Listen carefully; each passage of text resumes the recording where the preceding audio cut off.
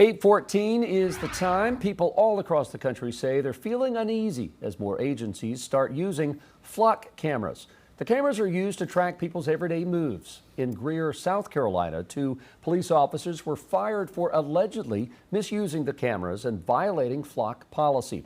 The cameras are used differently across the country to track license plates, search for suspects, and more. Some people say those cameras aren't keeping them safe, but instead invading their privacy. All right, so joining us now is our chief legal analyst, Collie Frodes. Of course, there's the public safety. They have been successful in helping solve a lot of cases, track down kidnapping suspects, et cetera. But what are the privacy concerns that people are really worried about This here? would be something called secondary effects, right? You have this technology that's amazing, that it captures not just the license plate, but the time. And then it's also, and this will, I guess, help and hurt some of the arguments, it also stores that information in an aggregate amount of information for a long amount of time that's searchable. So let's talk about what the negative portions of it. First of all, do you have a reasonable expectation to privacy in public?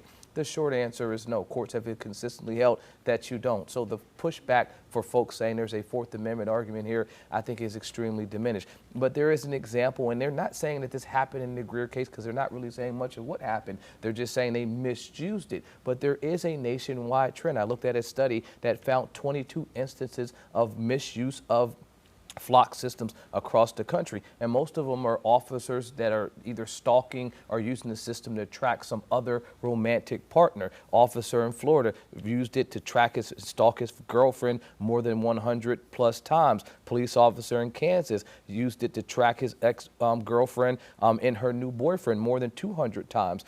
There are multiple instances here, and most of these ended with the officer being arrested, terminated, or resigning. And so these instances are alarming, and I think that's where the pushback is that you have this technology, but what rules are in place to monitor it? What type of regulations are there to ensure that there is no misuse where this is access to just your day-to-day movements on a regular basis that can say, hey, I'll pop your license plate number in there, and now I can see you were in South Charlotte, okay, you were in Ballantyne, you were in Birkdale. They can find all these locations, and now your movements, are they now your movements that are being tracked? That is going to be the key issue that I think will either determine if these flock cameras will continue to be used or there will be some severe regulation on how they're used.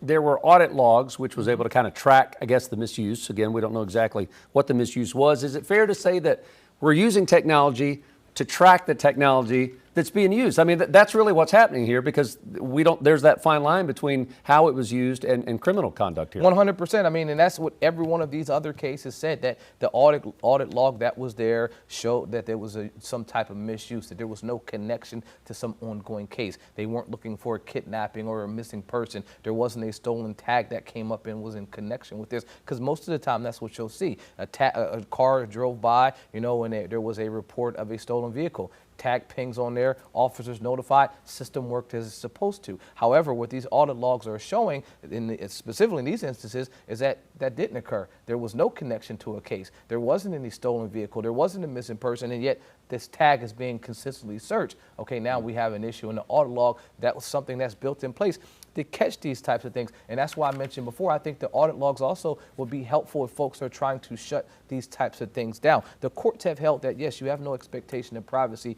but if there is an aggregate use, if now you're saying I've taken large amounts of your location and it's now created some reasonable expectation of privacy, because it's not just one-off individual, it's your entire life. It's taking everything. So now you created this system where I should expect some privacy to my everyday movements, not just my one-day movement. And the most recent cases, United States v. Jones or Carpenter v. United States, both of those 2 cases have addressed those, but it was not flock cameras, it was GPS tracking.